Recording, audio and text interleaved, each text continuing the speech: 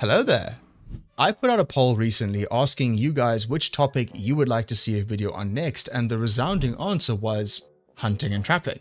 Well, thank you, my dear survivors, because I was actually in the process of making one, and you all just gave me the motivation to actually finish this gargantuan up of a video. Nothing's working! Wait, SpongeBob! We're not cavemen! We have technology!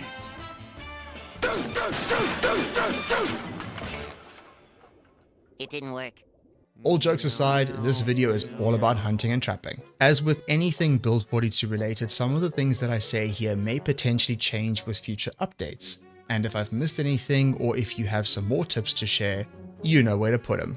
So without further ado, let us begin. Let's kick things off with hunting. Before we get to actually hunting and harvesting materials from the numerous natural denizens of Nox Country, we need to figure out how to actually find them.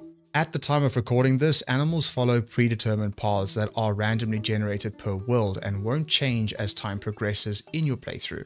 Until you get close enough to the actual paths, these animals are treated as virtual and will spawn in once the player gets close enough. Without debug mode, there isn't really any way to actually see these paths, so I would recommend placing a marker on your map and roughly mapping out the routes as you continue tracking them.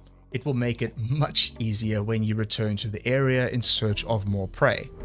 Now, exactly which zones to find deer and rabbits are debatable, but a possible method is once you spot a deer or rabbit, whether on the road to your next destination or just as you are generally moving about, you can use that sighting as a marker to track the rest of the herd that will be nearby.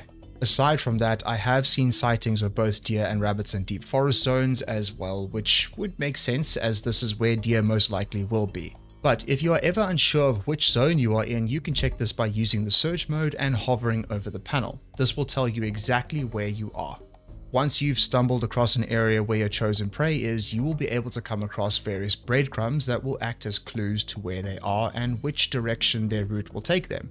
Using the new animal track search mode focus, we will be able to see things like actual tracks, which are pretty hard to miss, broken twigs, animal droppings, that sort of thing. As your tracking skill levels, you will be able to gather more information from these tracks by inspecting them, which will tell you more about your quarry. This is also where another skill could come in handy: foraging. Foraging will not directly help with the actual tracking information, but as its level grows, so does your search radius, which will make it easier to locate tracks. Currently, we can only track deer and rabbits in the wild, but the concepts of this should more or less remain the same for future wildlife. However, while you are out hunting, you may or may not come across the raccoons around the wilderness. We do not touch the raccoons. Alrighty, you've done the hard part, which is actually finding your prey. Now for the fun part, the hunt itself. The core concept of this applies to both rabbits that you can find as well as deer, but for the sake of this video, I use the deer as my guinea pig. Until patch 42.4, the best hunting method wasn't actually with a gun. It was with a car. Of course, many players adopted this method as it is much easier to just run over them than to go through the whole normal process. However, patch 42.4 and a bunch of other patches afterwards saw changes to how rewarding harvesting roadkill actually is, so now it's greatly debuffed, leaving us with the old-fashioned approach as the best route to take if you wanted to take full advantage of hunting. Deer, just like in real life, are very skittish, so if you need to get closer to take the perfect shot, you will need to sneak up to them. Otherwise, the herd will run in all directions and good luck finding them. Landing a headshot on a deer will down it instantly in some cases, but more often than not, your shot will wound it and it will result in the deer bolting away like a bat out of hell. It's not too big of an issue though. If your shot lands as it should, it will leave a trail of blood for you to follow, which could run for some distance depending on how much damage your shot did. Once the deer is downed, it's time to extract our hard-earned rewards. This is where the new skill butchering comes into play. The butchering skill affects the quality of the cuts of meat that you get when butchering a carcass. I ran some field tests to see if there are any hidden interactions between butchering and whether or not it secretly increases the amount of material that you gain, which we will go through in a moment. Butchering a carcass will require a knife of some kind in your inventory because who the hell has ever actually stripped a carcass with their bare hands? Now here you have a choice. If you are deep into the wilderness and don't have quick access to a butcher's hook, you can field strip the carcass. Doing it this way will get you less meat and also no leather from doing so, but you don't have to bother with having to lug this heavy ass carcass around to get to a butcher's hook. However, if you really want the best reward to effort ratio, then you're gonna have to put that carcass on a hook. You can do so with the deer carcass on the ground near the hook or in your inventory. Then all you have to do is just interact with the hook and select add corpse. Once it's up there, you can actually select which materials you would like to harvest, and using a hook will generally give you more materials. I say generally because as with real life, each animal is different and will yield different amounts of materials and meat, so it's not an exact science. A little tip that I can recommend is if you can't be bothered with hauling the deer carcasses back to your chosen location to butcher them, all you need is some planks, nails, and a hammer with level 3 carpentry, and you can set one up in the field to quickly butcher your kill and then dismantle it again. Now let's take a look at the tests that I ran to see exactly how much meat, leather, etc. we get when using the deer carcass in question, both in the field and on a butcher's hook. Bear in mind that we won't get any leather from field butchering, but we will get everything else from the carcass. Let's start with the field butchering test. At level 0 butchering, on average, I would get about 2 sinew and roughly 5 cuts of poor quality venison, compared to level 5 butchering, which gave me roughly 2 sinew and 5 to 6 cuts of venison, which was now split between poor, average, and prime quality venison, due to us having a higher butchering level. And finally, level 10 butchering, which gave me roughly 3 to 4 sinew and again roughly 5 to 6 cuts of venison, which were now leaning slightly more towards better quality cuts of meat. Now for us to slap that carcass on a butcher's hook and see exactly how much of a difference it makes. Through all of these tests, we will get exactly 1 deer head and 1 unit of deer leather, which won't change, so I won't be making mention of them each time. At level 0 butchering, I got roughly 4 sinews and about 6 cuts of venison, which were of course all poor quality. Moving on to level 5 butchering, I got about 4 sinew again with about 8 cuts of venison this time round, with some being higher quality.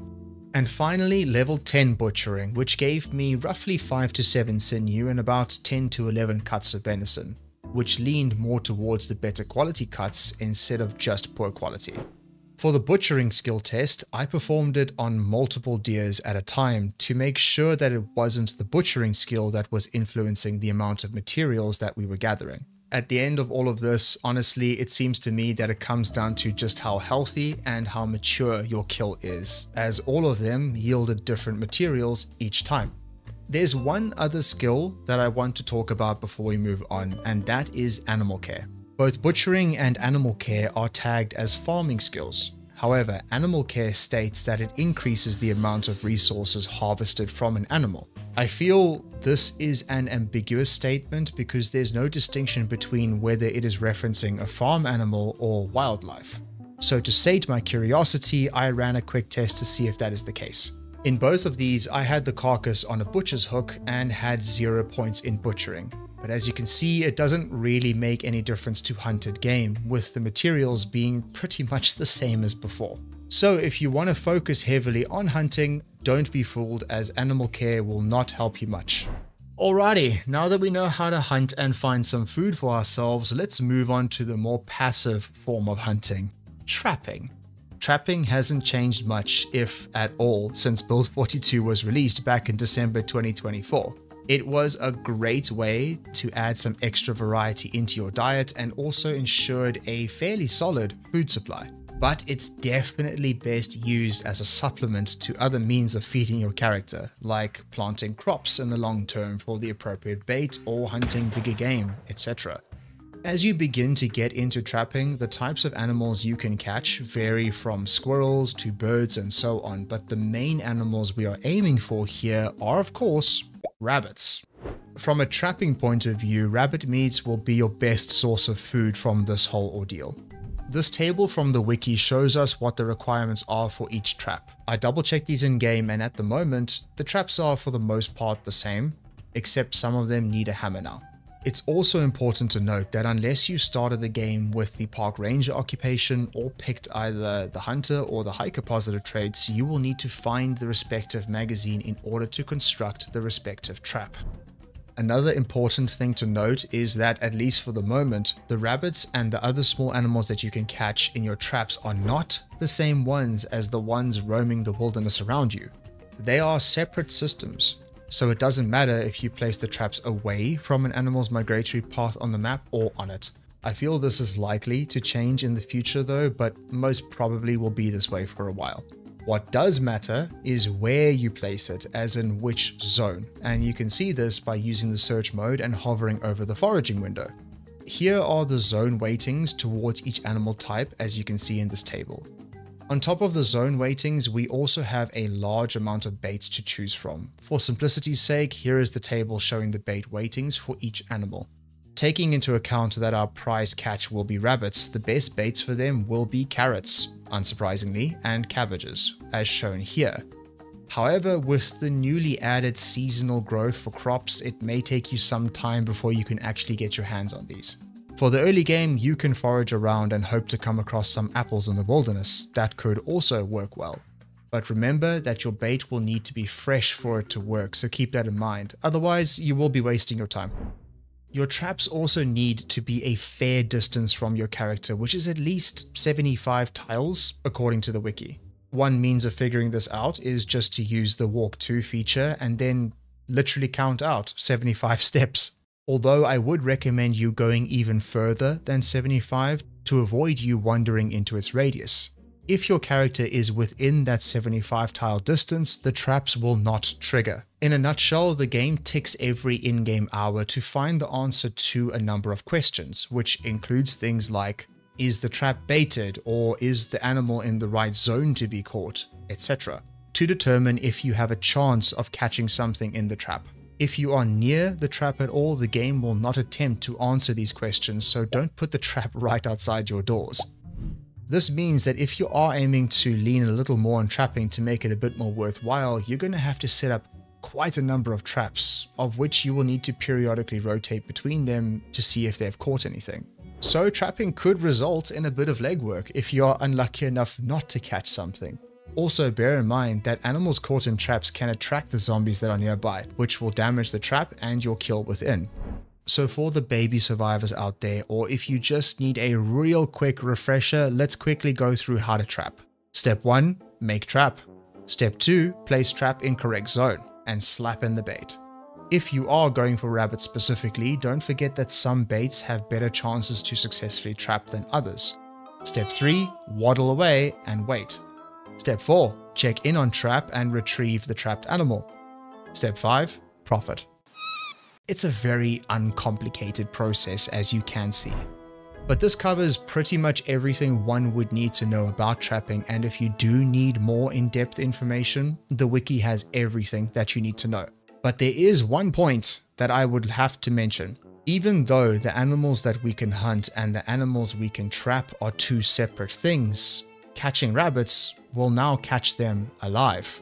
Which means, with Build 42's new animal husbandry system and the fact that these little shits breed, well, like rabbits, means that all you need to do is catch a few and then pen them in somewhere and simply wait. Because of this mechanic, it will eventually render trapping essentially useless, as you can simply breed the rabbits much closer to home. But of course, these interactions are being worked on, so it most likely will change in the future. And that's it for the video. I will be doing follow-up videos on animal husbandry, as well as exactly what do we do with all the materials that we get from the new animals. If you enjoyed the video, don't feel afraid to drop a like and subscribe. And if there is anything else you would like me to cover, or if I've missed anything, feel free to put your thoughts in the comments below. As always, stay safe, survivor, and I shall see you in the next one.